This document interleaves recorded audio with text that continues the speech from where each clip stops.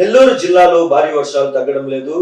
మొదట బంగాళాఖాతంలో అల్పపీడనం, ఆపై వాయుగుండం, తుఫాను అనంతరం ఉపరితల ఆవర్తనం విపత్తులతో భారీ వర్షాలు కురుస్తుండటంతో ఉమ్మడి నెల్లూరు జిల్లా నీట మునుగుతోంది. గడిచిన 25 రోజులుగా ఎడతెరిపి లేకుండా కురుస్తున్న వర్షాలతో వాగులు, వంకలు పొంగి పొర్లుతున్నాయి. అతిపెద్ద జలాశయంగా ఉన్న సోమశిల, కండలేరు, దిగువన కనిగిరి, సర్వేపల్లి, చిన్నకాక, బ్యాలెన్సింగ్ రిజర్వాయర్లన్నీ నిండుగుండను తలపిస్తున్నాయి. ఇక జలవనరుల విభాగం పరిధిలో దాదాపు 1783 చెరువులు పూర్తి నీటి మట్టానికి చేరుకున్నాయి.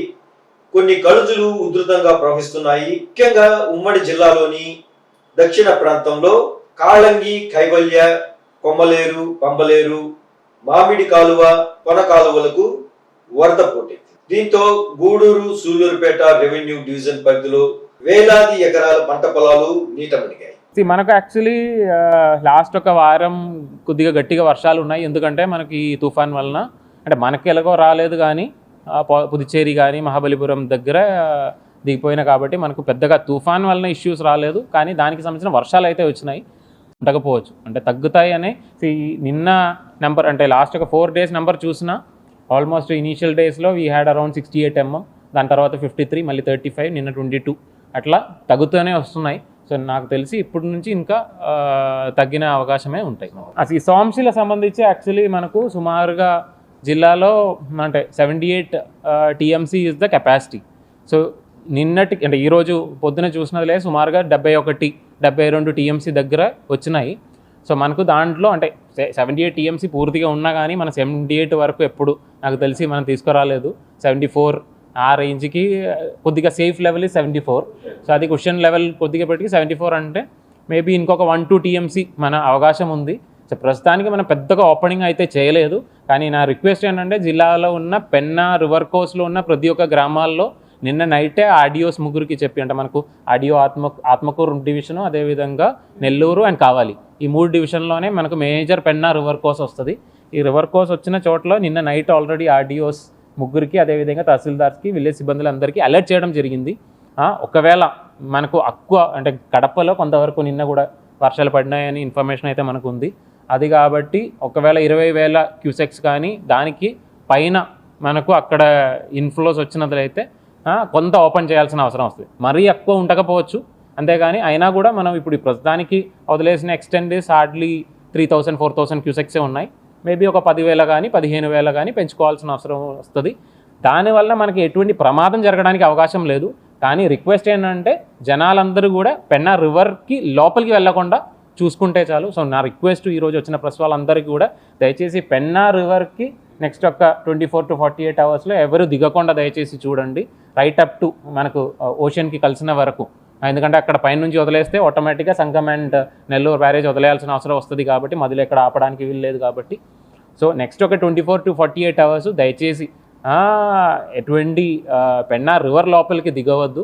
అదేవిధంగా ఎక్కడైనా ఊరు మరి పెన్నా రివర్కి దగ్గర ఉంది ఎక్కడైనా నాకు తెలిసి ప్రస్తుతానికి లాస్ట్ ఒక 1 month ముందు మన భారీ వర్షాలు వస్తాయని ఇన్ఫర్మేషన్ వచ్చినప్పుడు అన్నీ కూడా బోర్డర్స్ అన్నీ కూడా ఒకసారి చెక్ చేయించడం జరిగింది. గట్లన్నీ కరెక్ట్గా ఉన్నాయి, చెక్ చేయించడం జరిగినాయి.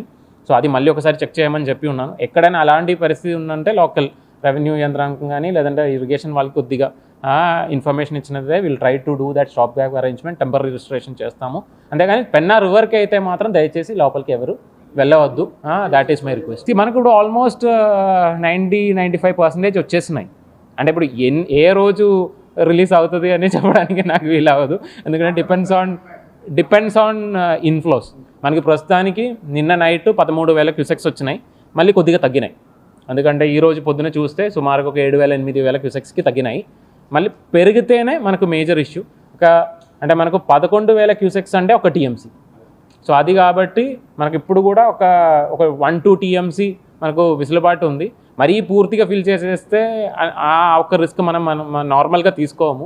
74-75 వరకు మనం చూస్తాము. 78 TMC పూర్తిగా ఉన్నా కూడా సో ఒక 1 or 2 TMC మన చేతిలో ఉంది. సో వీఆర్ మనము టెంపరీ రిపేర్ అంటే మనకు మేజర్గా ఇష్యూ ఏంటంటే మనకు ఎక్కడైతే పూర్తిగా గేట్ ఓపెన్ చేసేస్తే దానికి నీళ్లు పడిన చోట్ల కొన్ని డ్యామేజెస్ ఉన్నాయి. సో దాంట్లో ఎక్కడైతే మనకి ఎమర్జెన్సీ సిచ్యువేషన్ ఉన్నాయో అక్కడ ఆల్మోస్ట్ ఒక 40,000 క్యూబిక్ మీటర్స్లో మనం కాంక్రీటింగ్ చేయించాం. అంటే లాస్ట్ ఇప్పుడు కాదు, అంటే ఈ వర్షాలు స్టార్ట్ అయిన ముందే మనకు ఆ ఎమర్జెన్సీ రిపేర్ అయితే ఎక్కడైతే చేయాలో ఆ రిపేర్ అయితే మనం పూర్తిగా ఎమర్జెన్సీ రిపేర్ క్లోజ్ చేసాము. సో అంటే వర్క్ అయితే ఇంకా కూడా పెండింగ్ ఉన్నాయి, అంతేగాని ఎమర్జెన్సీ అంటే ఒకవేళ ఏదైనా ప్రమాదం జరగడానికి అవకాశం ఉన్న ఆ ఒక్క వరకు అయితే మనం పూర్తిగా అక్కడైతే క్లోజ్ చేసాము. ఇప్పుడు ఈ వర్షాలు ఆగిపోయిన తర్వాత మిగిలిన వరకు మనం టేకప్ చేస్తాము.